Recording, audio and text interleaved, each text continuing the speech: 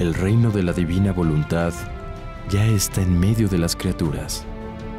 Escucha la espiritualidad dictada a Luisa Picarreta por el especialista, el doctor Salvador Tomasini.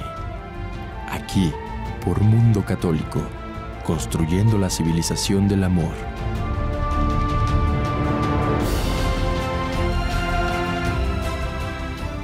Amigos, ¿cómo están?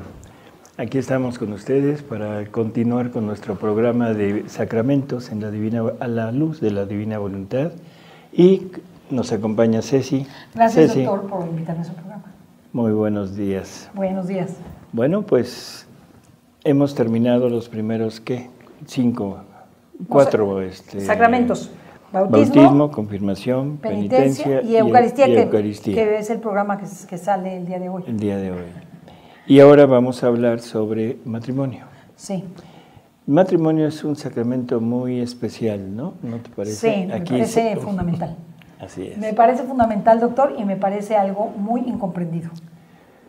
Totalmente y más en este de tiempo. acuerdo. Exactamente. Y más en este tiempo. Me parece que, bueno, el mundo de este momento habla de como si el matrimonio como sacramento y como forma de vida hubiese fracasado. Exactamente, como si no existiera. Y las nuevas generaciones ni siquiera lo toman en cuenta para poder hacer sus vidas. Ahora es un contrato, más o menos, un contrato que se hace desde el punto de vista civil e incluso desde el punto de vista religioso. El derecho canónico lo trata como un consorcio de vida.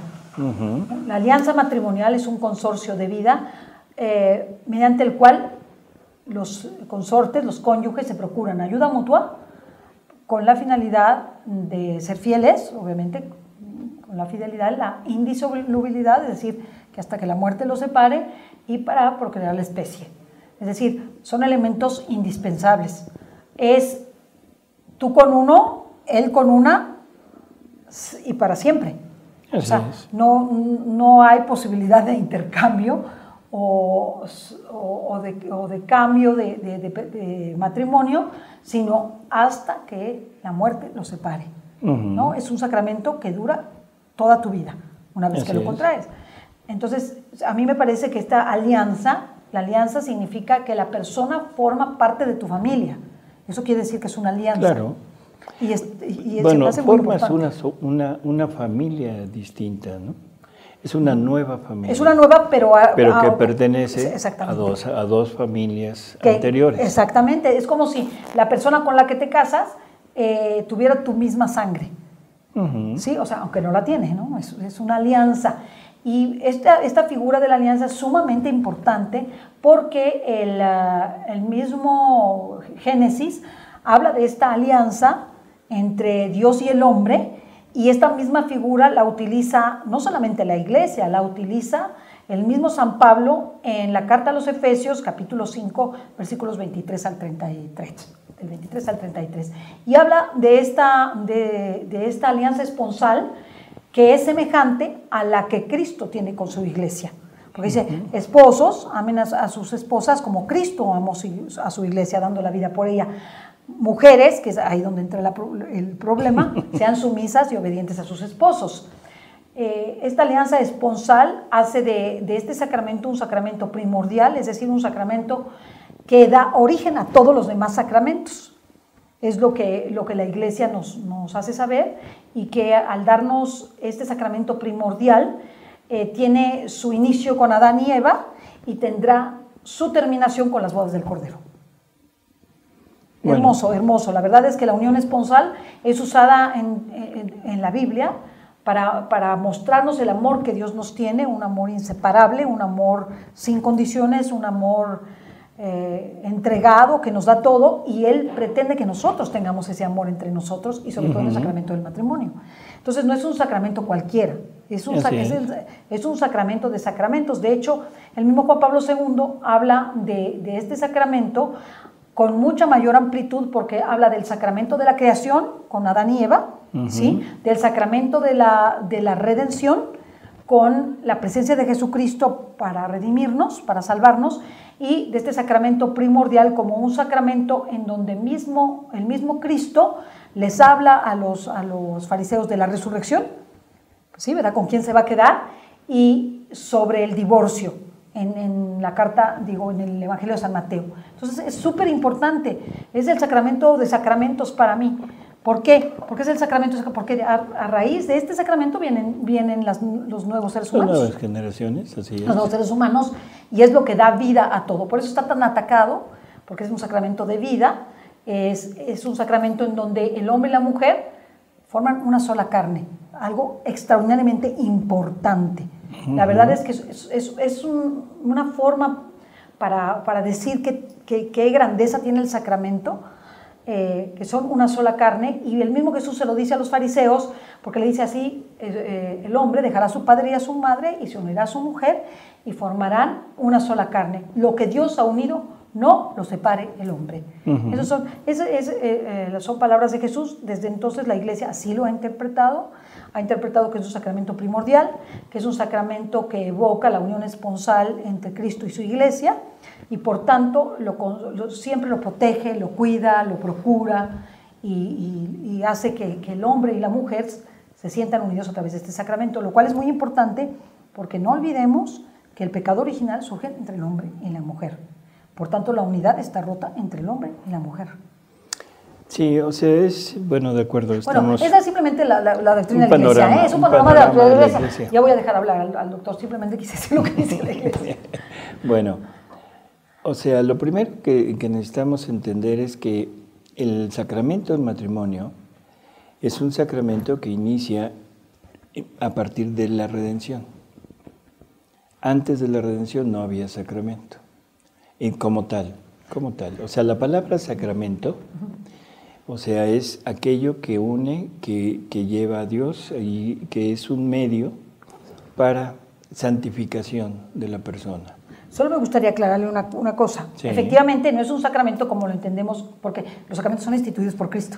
Así es. Entonces, eso quiere decir que antes de Cristo, la unidad entre el hombre y la mujer no era un sacramento como lo conocemos tradicionalmente, pero era el sacramento de la creación. No, por eso vamos por partes. Sí.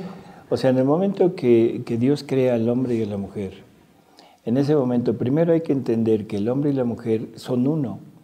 O sea, en la creación, según el relato del Génesis, o sea, hay un ser que aparece en este mundo, que es creado por Dios, y que las palabras del Génesis son muy curiosas, porque dice, y Dios los creó, plural, varón y hembra, plural, y les, plural, puso el nombre de Adán, singular. O sea, estaba implícito en aquel ser que Dios había creado, estaba implícito los dos seres fundamentales, complementarios, para llevar a cabo el plan de Dios. O sea, porque el hombre y la mujer y la unión entre hombre y mujer no es un plan para el hombre y la mujer, sino es un plan para Dios. O sea, el hombre y la mujer son necesarios para que Dios pueda continuar con su plan. ¿Cuál es el plan de Dios? La multiplicación de la especie, y que haya muchos hijos de Él. Hijos de Dios. Hijos de Dios, sí, claro. Hijos de Dios. Y para eso forma al hombre y a la mujer con todo lo necesario para poder continuar, poder generar más hijos o procrear más hijos con todas las características que Dios había puesto en el primer hombre. Por lo tanto, la unión del hombre y la mujer, o sea, el momento que Dios los separa, ahí suceden varias cosas que no es el momento, pero ahora el hombre y la mujer están separados, ya no forman un solo ser, son dos seres, y dos seres que son iguales en la naturaleza física, iguales en la naturaleza espiritual creada, pero diferentes en la naturaleza espiritual no creada, sino, ¿cómo diríamos? Infundida. Sí, infundida. Infundida. Y también tiene su razón de ser, o sea, no es nada más porque sí, pero también no viene el caso. En el momento en el que Dios les da todas las instrucciones para esto, lo único que no les dice es la manera en que se van a reproducir. O sea, eso fue un conocimiento que estaba velado. De momento. De momento. Y que estaba velado esperando que se pasara la prueba de los dos. Porque como seres humanos necesitaban ser libres y por lo tanto necesitaban aceptar el plan que Dios les había dado. Entonces les oculta ese conocimiento y empieza su vida aquí. No estaban juntos, o sea, en el sentido de pareja, ¿sí? Aunque vivían en el paraíso, estaban unidos, pero no había una intimidad sexual. Y esto lo podemos entender desde el momento en que en el mismo Génesis nos habla de que Adán conoce a Eva cuando salen del paraíso. La palabra conocer en la Biblia significa esa intimidad, esa relación de tipo marital, de tipo sexual. Bueno, el mandato es crecer, multiplicaos, henchid la tierra, en fin, dominarla, pero era un crecer y multiplicaos, o sea, no solamente a nivel material, sino también un crecer y multiplicaos en un terreno espiritual, cosa que queda velada, pero hasta ahí es lo único que hay en el Génesis que nos pueda indicar esa relación. Explicaciones por medio de revelaciones privadas, que ya lo hemos comentado en algunas ocasiones.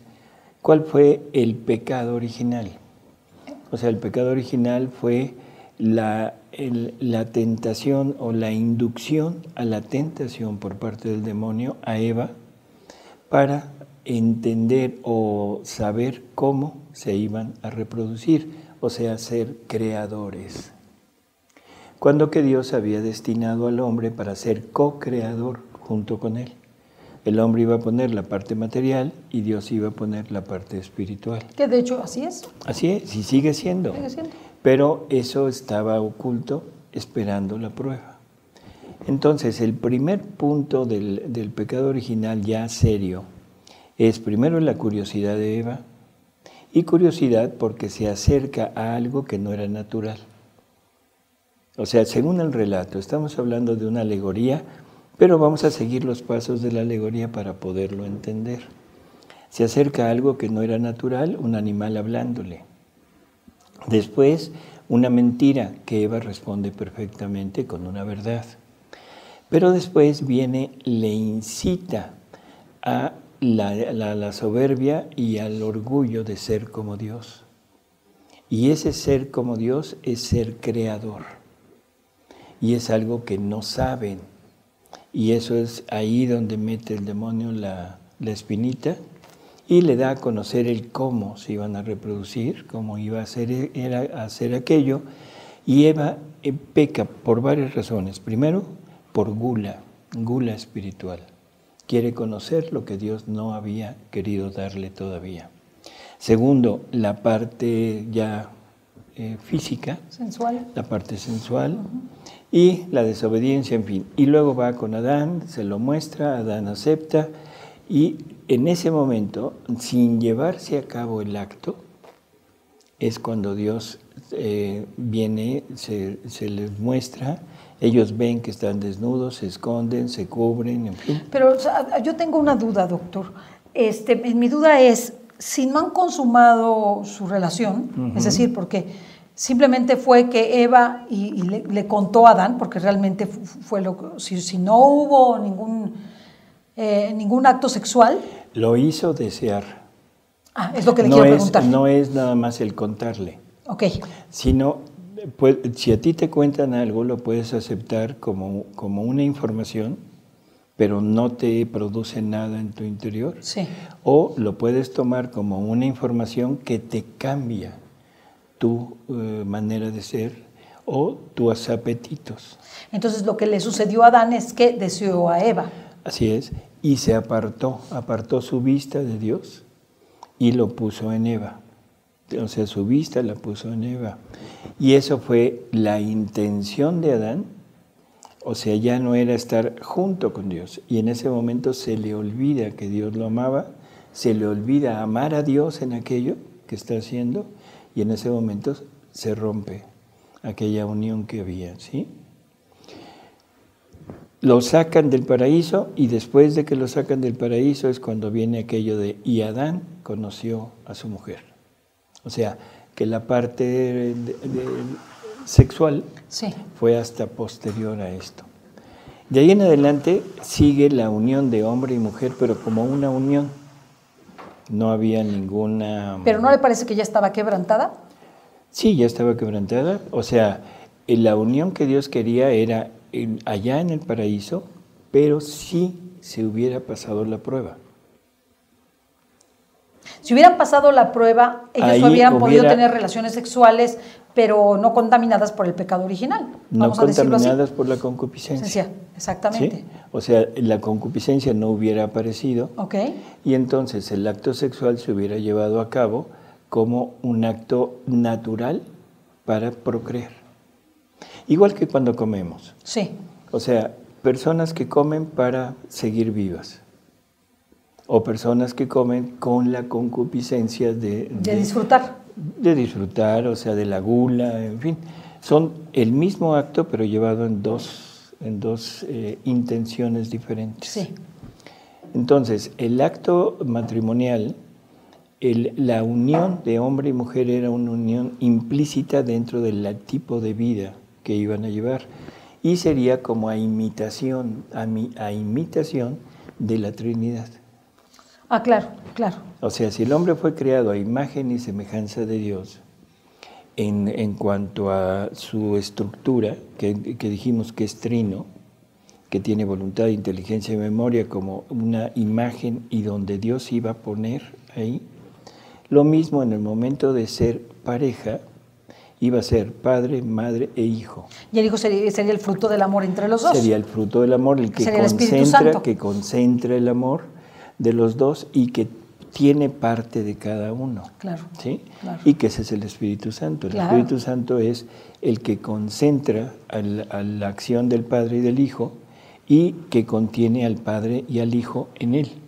Bueno, se rompe aquello, pero de todas maneras sigue la unión entre hombre y mujer, pero ya habiendo concupiscencia. Y ya viendo un proceso de culpa y un proceso de caída y un proceso Por eso, todo lo que rompió el pecado original se pone ahora en la relación hombre-mujer y sobre todo con el incentivo de la concupiscencia, que después pasa a ser la lujuria. Empiezan esas uniones y lógico, el más fuerte físicamente empieza a dominar a la mujer físicamente. De hecho, esa es la condena. No, la condena no es física, pero es el castigo es tú obedecerás a tu esposo y estarás sujeta a tu esposo. Sí, pero no era físico. Ah, no, pero bueno. Pero aquí se usa la parte física. Sí. Aquí se empieza a abusar de la mujer por fuerza. ¿Sí? Sí. Y entonces el hombre se vuelve el dominador de la mujer, pero con la lujuria dentro. Y esa lujuria lo lleva a desear otras mujeres. Y empieza a romper cada vez más, a fragmentar cada vez más aquella unión y sobre todo los hijos, que será el punto principal en donde los hijos deberían de haber recibido de aquella unión toda una educación espiritual, o sea, de relación con Dios. Se rompe. Listo. Llega a tal grado que cuando Moisés se hace cargo del pueblo, ahora en ese momento es tan fuerte aquella lujuria que hay que le permiten a Moisés el darles un libelo de repudio. Sí, o sea, ya no quiero esa mujer para evitar daños mayores. ¿Qué daños mayores? La agresión física, la agresión a los hijos y la infidelidad abierta. Bueno, esa ya existía, O sea, pero no era lo mismo que estuviera consentida por la misma esposa, ¿no? Porque podía tener concubinas, a que fuera una infidelidad sin conocimiento de ella. Bueno, o sea, si lo quieres Está ver peor, de esa claro. manera, sí. Pero de todas maneras, o sea, existe ese repudio, ¿sí? Y algo que es importante, por la dureza de su corazón. Por eso es por lo que se les permite esto. Sin embargo, se permite el tener muchas mujeres. Pero eso era nada más para el hombre, la mujer no tenía la posibilidad. No tenía la posibilidad. O sea, la mujer es como un objeto ahí. O sea, no me gusta ya este modelo, el modelo antiguo, quiero un modelo nuevo y que me den el nivel de repudio, y la señora era la que se quedaba ahí. No, pero aunque siguiera en la unión, había concubinas. Ah, sí, yo sé. O sea, sí, recordemos a David, Abraham. Sí, claro. Bueno, Abraham fue como inducido para el hijo. Exactamente. No, pero vamos a los reyes. Saúl, David, Salomón, que tenían un harén. Y nos dice la Biblia que tenían 1000 mujeres, yo no sé cómo le hacían. ¿Cómo les daba tiempo? Es tremendo eso, ¿no? Sí. Bueno, sin embargo, seguía esa unión. Y Dios de alguna manera seguía fiel a la promesa de respetar aquella unión. Tan es así que, por ejemplo, el reinado de David se lo pasa a un hijo de él, a Salomón. Salomón rompe totalmente con Dios, o sea, se vuelve idólatra, y de todas maneras Dios le permite conservar una tribu dentro de su linaje, porque era promesa de Dios. El resto de las tribus se va, pero sigue respetando aquella unión y aquel hijo que iba a continuar. Sigue así y hasta que llega Jesús. Cuando llega Jesús dice algo muy curioso. Bueno, se establece el sacramento del matrimonio. Y en Revelaciones Privadas dice que elevó la unión natural de hombre y mujer al rango de sacramento para ayudarnos en nuestra animalidad y en nuestra bestialidad. O sea, ¿sí? ¿Qué quiere decir eso? ¿Es una ayuda el matrimonio? Sí. ¿Es una ayuda el sacramento? Sí. Porque ahora es una unión ya ante Él, en donde Él corrobora que aquellas dos personas quieren unirse y para formar una familia y formar hijos de Dios. De una manera, ya con toda esta problemática de la concupiscencia y esta problemática de la caída del pecado original, pero el remedio de los sacramentos, entre los que está el sacramento del matrimonio. El matrimonio ahora es un sacramento que es remedio. Sí, es un remedio. ¿Y es un remedio de qué manera? Porque de alguna forma ya es un freno, de alguna manera ya también te da una gracia especial. Te impone el hecho de que si eres infiel, es pecado. Ahora ya tienes culpa, una culpa espiritual que la ley humana no castiga porque nunca ha castigado, pero la ley divina sí castiga. Entonces eso ya es un freno. Es un freno para el repudio, porque hasta que la muerte los separe, o sea, es un mandato. Sí, ya no es algo gozoso en ese sentido. O sea, yo creo que en el principio la unidad entre Adán y Eva hubiera sido sumamente gozosa. Así es. Sumamente gozosa, y jamás hubieran pensado en que se separan, en tenerse que separar, y ahorita lo que más piensan es en eso. O sea, una vez que ya se casan, y a veces desde el principio. Ya vas al matrimonio con la idea del divorcio. Sí, exactamente. O sea, decir, bueno, si no funciona, listo. Entonces, todo este plan, ahora el sacramento del matrimonio, ¿qué es? Estamos acostumbrados a que decimos sacramento cuando la Iglesia imparte algo que Jesús les dejó. El bautismo, la confirmación, la penitencia, la Eucaristía, la Eucaristía, el orden sacerdotal y la extrema unción son sacramentos que la Iglesia recibe de Jesús y ella los pone a disposición de nosotros. Pero siempre son para acercarnos a Dios. Pero el sacramento del matrimonio no es así. El sacramento del matrimonio lo forma no el ministro, no la iglesia, sino lo forma la voluntad de los cónyuges. Sí, los contrayentes. Así es. Y una voluntad... Se lo imparten ellos. Así es. ¿Es una voluntad de qué? O sea, porque este es el punto crucial ahorita en la actualidad. La voluntad de formar un hogar y la voluntad de permanecer en ese hogar. Ese es como el punto clave de todo esto. Que si hay amor o no hay amor, eso, perdón, pero nadie lo sabe, porque en ese momento casi todo el mundo va o con el enamoramiento, que no es amor. No, y con falta de conocimiento de la otra persona. No lo conoces totalmente. Así es. Y si entendiéramos que el amor que deberíamos de tenerle al próximo cónyuge es el amor que Cristo tiene para su iglesia, que es el amor en que... De oblación total. De oblación total, de dar la vida por esa persona y de no separarse jamás, de no ser infiel jamás. Jesús nunca fue infiel a nosotros. Ni a la iglesia. Nosotros le somos infieles a Jesús. Nosotros somos adúlteros con Jesús. ¿Sí? O sea, cohabitamos con todo. Cohabitamos con el dinero, con el poder, con todo. Hasta con la comida, doctor. Hasta con la comida. Hasta con la comida. Cohabitamos con todo. Y Jesús sigue fiel, sigue fiel, sigue fiel. Y hasta que la muerte nos separe. Cuando el hombre en el momento de la muerte le sigue diciendo no a Jesús, Jesús en ese momento dice, de acuerdo, aquí se rompió una taza. Cada quien para su casa. Cada quien para su casa. O sea, se separa aquello. ¿Sí? Así debería de ser el matrimonio.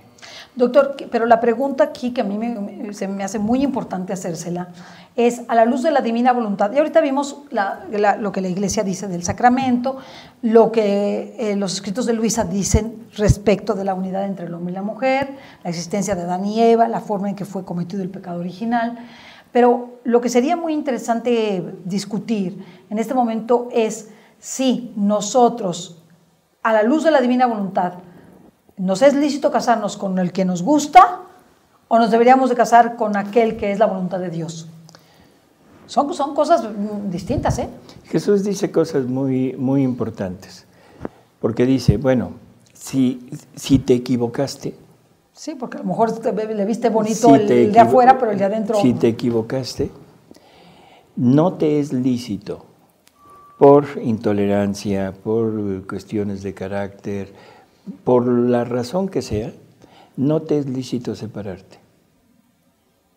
Está muy fuerte. Está muy fuerte, claro. Está muy fuerte. Y luego hay una recomendación que la da tanto para el matrimonio como para las vocaciones religiosas, sobre todo las religiosas, en que dice que si estás ahí por equivocación, ahora debes afrontar tu responsabilidad de tu decisión inicial y el menor daño que puede suceder es que tú sigas en ese plan y en esa condición. Es que en el caso del orden, por ejemplo, del orden sacerdotal, aquel sacerdote que no quiere seguir siendo sacerdote, porque siempre lo va a seguir siendo, pero vamos a decir, que no quiere seguir ejerciendo su ministerio y se quiere casar, pide una dispensa y puede casarse sin que esto constituya, entre comillas, porque tiene una responsabilidad, constituya un pecado mortal, ¿verdad? Una falta, una grave desobediencia a Dios porque consiguió un permiso. En el caso del matrimonio no hay reversión, no hay posibilidad de que le den una dispensa. Espérame, pero es que la dispensa, estamos hablando a nivel de libelo de repudio de Moisés. Sí. Que es por la dureza de tu corazón, por la inmadurez de tu decisión, se te concede esto para que no haya males mayores. Pero en el principio no fue así. En el principio no había posibilidad de que Eva se separara de Adán. No había posibilidad. Ni había posibilidades. Ni se les ocurría. No, ni había posibilidades de elegir otra cosa. Era lo único que había. Por eso, y luego dice algo que es tremendo. Dice, ¿te equivocaste? Bueno, pero eso es problema tuyo, porque te dimos una inteligencia, te dimos una razón para que lo pensaras, lo analizaras, lo vieras muy bien. Y sobre todo, nunca nos pediste un esposo o una esposa adecuada para ti. ¿Qué es lo que estamos diciendo? No es lo mismo casarte con aquella persona que conforme a la voluntad de Dios es la que Él te escoge, que la que tú quieres escoger. Que eso es lo que deberíamos de hacer. Eso es lo que deberíamos de hacer. Pero la pregunta es, o sea, ya no quién lo hace. ¿Quién cree? ¿Quién cree en Dios? Hablando así abiertamente, ¿quién cree en Dios? Usted y yo. Y alguno que otro, ¿no? O sea, pero la mayoría no. No es una creencia de tipo cultural. Sí, pero no profunda. Así es, no es una creencia de vida, no es algo que influye en mi vida, sino es algo que está alrededor como un adorno, pero que no tiene injerencia en mis decisiones personales, y menos en el matrimonio. Porque el matrimonio ahora es por gusto, ¿sí? O sea, me gusta, por conveniencia. Sí, muy doloroso, porque ya no me queda de otra. Así es. O sea, que es conveniencia finalmente. Entonces, hay muchos motivos, pero Jesús sí lo dice muy claro. Se te dio una razón, se te dio una inteligencia, deberías de haberlo pensado y sobre todo deberías de haber recurrido a nosotros para pedir un cónyuge adecuado para ti. No lo hacemos, culpa nuestra. Ahora, si no lo hago y después me quejo, perdón, pero ¿de quién es la culpa? Mía. Claro. ¿Y por qué debo ser irresponsable? ¿Por qué si yo voy con una mujer y la embarazo, lo primero que se me ocurre es deshacerme del niño? Y de la niña grande. Por eso, los dos. De la niña grande estamos deshechos desde antes, porque es simplemente un pasatiempo. Pero ¿por qué mi responsabilidad tiene que pagarla un ser que no soy yo? ¿Se entiende? Sí.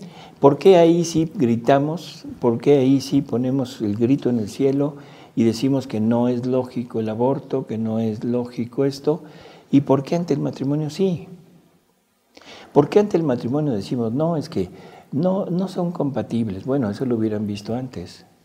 O hubieran orado y pedido a Dios la luz que necesitaban para saber si ese y esa, es decir, ese hombre y esa mujer son lo que Dios quiere. Es que es lo que le digo, a la luz de la divina voluntad del matrimonio se presenta de manera muy diferente. Muy diferente. ¿Y por qué no, si ya estás viendo una diferencia, por qué no oras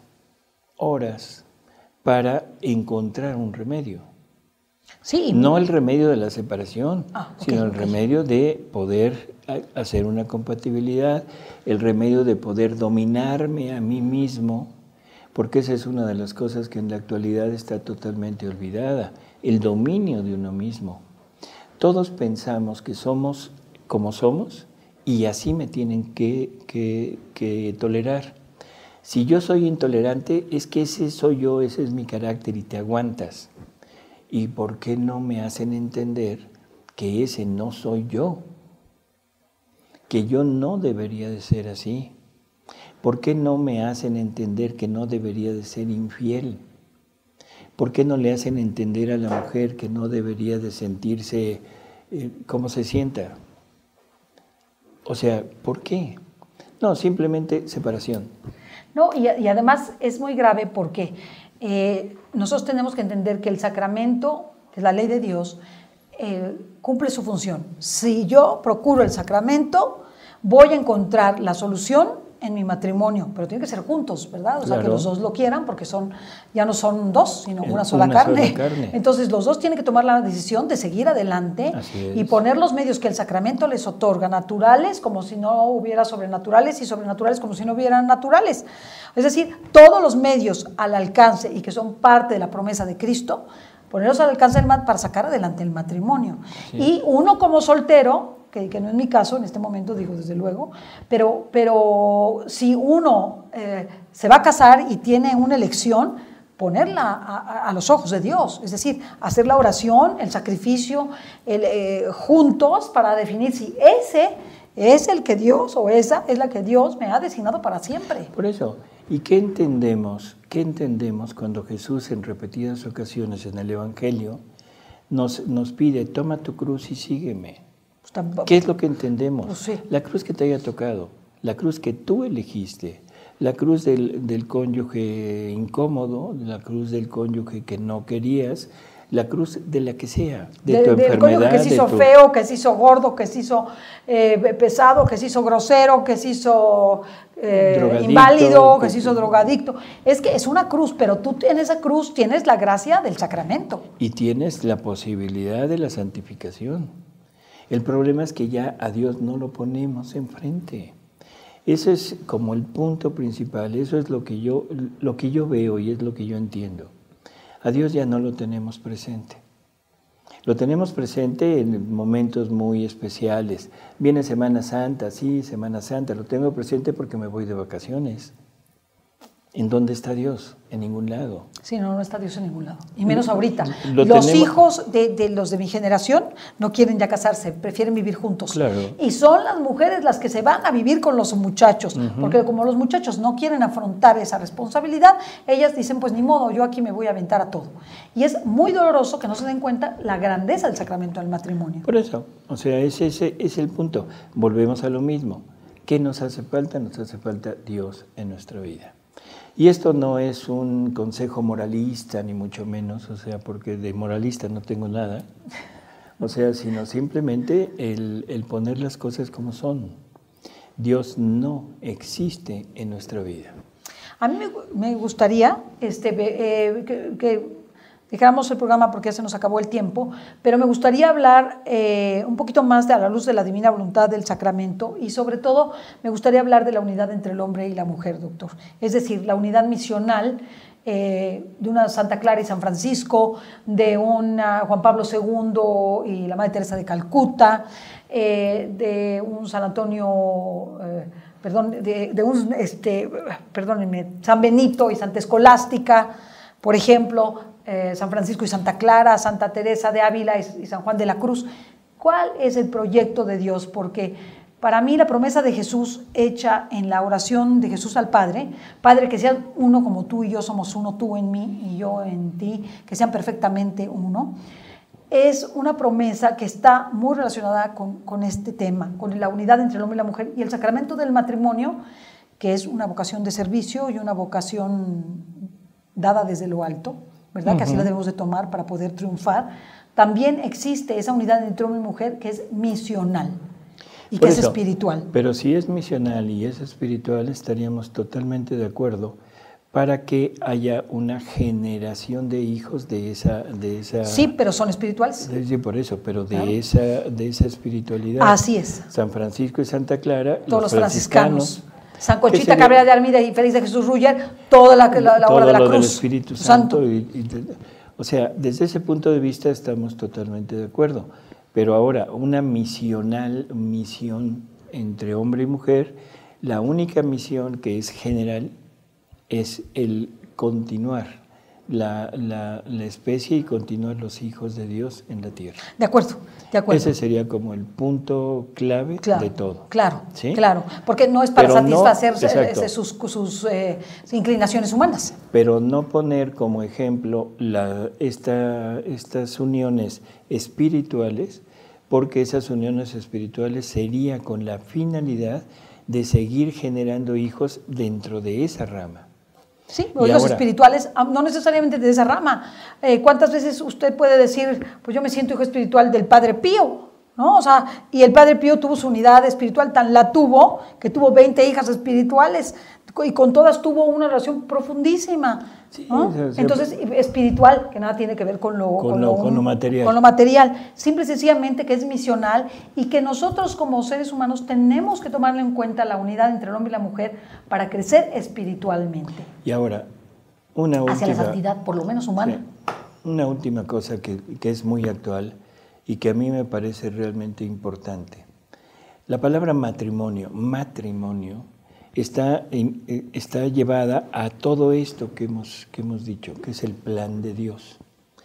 Por lo tanto, todas las uniones que no se llevan esta tendencia, esta finalidad, es ilógico llamarla matrimonio. Claro. Sin embargo, se usa la palabra matrimonio. ¿Y por qué se usa? Para denigrar el matrimonio, claro, para poner fuera todavía más de lo que ya está a Dios, ponerlo, o sea, como simplemente burla. Sí, algo que inventado. Como que inventado y eso fue lo que se usó, fue la costumbre, lo inventaron y ahora vamos a inventar otra cosa como las uniones entre dos personas del mismo sexo. Así es. Y si dos personas del mismo sexo se quieren unir, está bien, que hagan de su vida lo que ellos quieran. Pero ¿por qué llamarle matrimonio? O sea, ¿cuál es la...? No hay generación, no hay vida, no hay generación de la especie, por tanto, no existe nada que pueda identificarse, validar esa unión como matrimonio, entre comillas. Así es. Entonces, creo que con esto más o menos quedaría... Yo tengo muchas dudas, doctor, pero aquí lo vamos a dejar porque ya terminamos el programa, pero vamos a hablar de la unidad entre el hombre y la mujer. Misional. Algún día. No. A la luz de la divina voluntad. Pero porque es algo muy importante, doctor, y es un tema poco tratado y es un tema que quizá los que más hayan tratado el tema de la unidad espiritual entre hombre y mujer hayan sido los misioneros del Espíritu Santo, por Conchita Cabrera de Armida y el Padre Félix de Jesús Uller. Algo extraordinario, pero vamos a hablar de esto, amigos. Yo aquí al doctor lo estoy empujando. Algún día. Hasta luego, amigos. Hasta luego.